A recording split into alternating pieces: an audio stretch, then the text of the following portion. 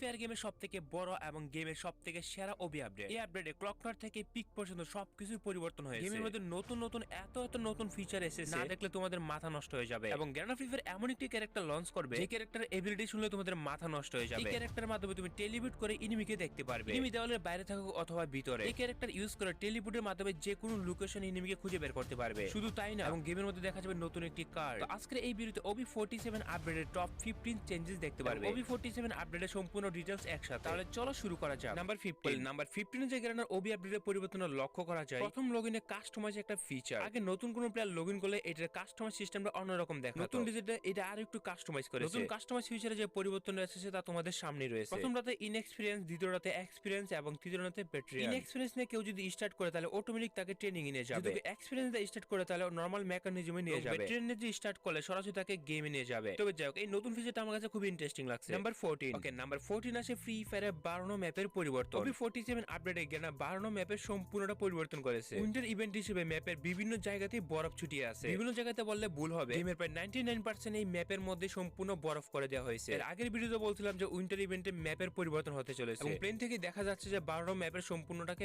বরফ করে দিয়েছে। এরকম বরফ করেছে, এটা রিয়েল এক্সপেরিয়েন্স যদি করতেছে তাহলে দেখেন ম্যাপের সম্পূর্ণ জায়গাতে কিন্তু শুধু বরফ আর বরফই পড়ে আছে। তবে গাইস, ম্যাপের এই পরিবর্তনটা আমার কাছে সবথেকে বেশি ইন্টারেস্টিং লাগছে। উইন্টার ইভেন্টে ম্যাপের পরিবর্তন না হলে তাহলে উইন্টার ইভেন্ট হয় কিভাবে? নাম্বার 13 যে পরিবর্তনটা করেছে গ্যানা ফ্রি ফায়ার, আমার দেখা সবথেকে ইন্টারেস্টিং চেঞ্জেস হচ্ছে এইটাই। এই আপডেটে গ্যানা ফ্রি ফায়ার ম্যাপের প্রত্যেকটা জায়গাতে কোনায় কোনায় এরকম জিপ লাইন অ্যাড করেছে। মানে তুমি এই জিপ লাইনের মাধ্যমে এক জায়গা থেকে অন্য জায়গায় শিফট করতে পারবে। আর বরফের এই জিপ লাইনটা এবং অন্য জিপ লাইনের তুলনায় কিন্তু সম্পূর্ণটাই আলাদা। ট্রান্সপোর্টিং সিস্টেমটা তুমি ম্যাপের সব জায়গাতে খুঁজে পেয়ে যাবে। পিক থেকে ফ্যাক্টরি থেকে তুমি ম্যাপের যেখানে যেতে চাও না কেন, তুমি এই জিপ লাইনের সিস্টেমটা সবাইকে গেমের প্রতি আরো বেশি মনোযোগ দেবে। বিমা শক্তি থেকে আমি সরাসরি পিকের মধ্যে চলে যেতেছি। বরফের এই লঞ্চ প্যাডটা যে এক জায়গার মধ্যে সীমাবদ্ধ তেমন কিন্তু না। গেমের মধ্যে নতুন এই জিপ লাইন গুলো ম্যাপের সব জায়গাতে খুঁজে পাবে। এই লঞ্চ প্যাডের উপরে জাম্পও করতে পারবে, যে কোনো সময় ফায়ারও করতে পারবে। তুমি চাইলে রিভার্সও করতে পারবে, মানে এক জায়গা থেকে যদি মঞ্চ না চায় তাহলে নেমে আবার আরেক জায়গায় চলে যেতে পারবে। আমার মতে এই ওবি আপডেটের সবথেকে সেরা চেঞ্জেস এটি হতে পারে। তুমি রিভার্সের চাপ দিয়ে এক জায়গা থেকে অন্য জায়গায় যাওয়ার যে লোকেশনটাও পরিবর্তন করতে পারবে। এমনটা মনে হচ্ছে এটা আসার ফলে ফ্রি ফায়ারে অনেকেই ব্যাক করতে পারে উল প্লেয়াররা। এই জিপ লাইনটাতে আমি 10 থেকে 15 মিনিট পর্যন্ত ম্যাপের মধ্যে ঘুরলাম। আমার নিজেরই মনে হইতেছিল যে জিপ লাইনের মধ্যে থাকি সারাদিন। যাই হোক, এখানে কিন্তু ওবি আপডেট শেষ না। নাম্বার 12। ওকে, নাম্বার 12 এ যে ফিচারটা আছে সেটা গেমের আমরা পিকের মধ্যে দেখতে পাই। পিকের মধ্যে এই পরিবর্তনটা আমার সবথেকে বেশি ইন্টারেস্টিং লাগছে। আমি যখন এইখানে আসি এইটা কি আমার মাথায় ঢুকলো না। তো শুরুর দিকে এটাকে আমি মনে করছিলাম হয়তো গেমের একটা ব্যান্ডিং মেশিন হবে। এটাকে যখন আমি ইউজ করলাম, এখানে আমার কয়েকটা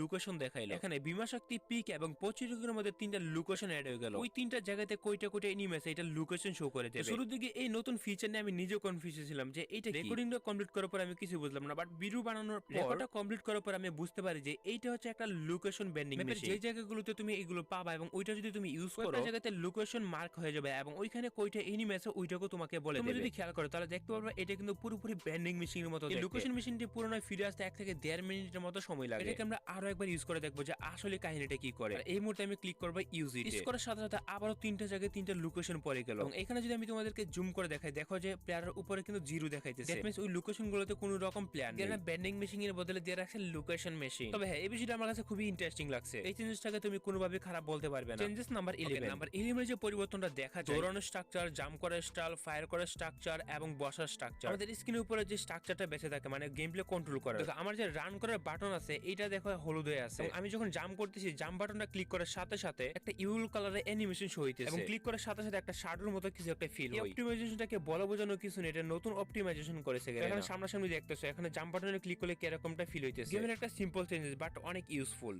গাইস, ওয়েট তোমাদের জন্য একটা গুড নিউজ রয়েছে। তোমরা কি জানো বাংলাদেশের সবথেকে কম মূল্যের ডায়মন্ড কোথায় পাওয়া যায়? এটা হচ্ছে একমাত্র ফেথটুর টপ আপ সাইটে। এখানে তোমরা উইকলি, মান্থলি এবং ইভো বেস থেকে শুরু করে এভরিথিং পেয়ে যাবে। এই সাইটের মধ্যে বাংলাদেশের সবথেকে কম মূল্যের ডায়মন্ড পাওয়া যায়। আর যারা রিসেলার আছো তারা এখান থেকে রিসেলও করতে পারবে। সবথেকে বড় ব্যাপার হলো তুমি তোমার ইউআর দিয়ে 1 সেকেন্ডে নিজের ডায়মন্ড নিজে টপ আপ করে নিতে পারবে। এর থেকে কম প্রাইসে বাংলাদেশে কোনো সাইটে ডায়মন্ড পাওয়া যায় না। সাইটের লিংক কমেন্ট সেকশনে দেওয়া আছে। Changes number 10। ওকে, নাম্বার 10 এ যে আমি পরিবর্তনটা খেয়াল করি, OB47 আপডেটে গেনা আকাশের রঙের পরিবর্তন করে দিয়েছে। উইন্টার সময় আকাশ আসলে যেমন দেখে কুয়াশা আচ্ছন্ন, গেনা ফ্রি ফায়ার এই আকাশটাকে সম্পূর্ণ একটা কালারফুল রং দিয়ে দিয়েছে। ফ্রি ফায়ার আগে কিন্তু আকাশের মধ্যে ধোঁয়া, আবহাওয়া বা অন্য কিছু একটা থাকতো তোমরা জানো, কিন্তু গেনা যে আকাশের পরিবর্তন করেছে এটা কিন্তু খুব সুন্দরভাবে খেয়াল করা যাইতেছে। সরাসরি কুয়াশা দিলে কিন্তু অন্ধকার হয়ে যাবে, আর এই জন্য কিন্তু গেনা এটাকে রং পরিবর্তন করে দিয়েছে। এটাকে ব্যাড আপডেট বলা যায় না, মোটামুটি ইউজফুল একটা আপডেট বলা যেতে পারে। Changes number 9। ওকে, নাম্বার 9 এ যে পরিবর্তনটা রয়েছে লবির পরিবর্তন। ওয়েটিং লবির পরিবর্তন বললে ভুল হবে, বাট এই ওয়েটিং লবির পরিবর্তন মানে সারা জীবন একই রকম থাকবে। আগের একই লবি রয়েছে বাট শুধুমাত্র রং পরিবর্তন করে দিয়েছে। ওয়েটিং লবি আগেরটাই থাকবে, বাট শুধুমাত্র রঙের পরিবর্তন হয়েছে। Changes number 8। ওকে, নাম্বার 8 এ যে পরিবর্তনটা লক্ষ্য করা যায় ফ্রি ফায়ারে ক্লক টাওয়ারের মধ্যে পরিবর্তন। এই আপডেটে গ্রেনা ফ্রি ফায়ার সম্পূর্ণ ক্লক টাওয়ারকে পরিবর্তন করে দিয়েছে। এই ক্লক টাওয়ারকে সম্পূর্ণ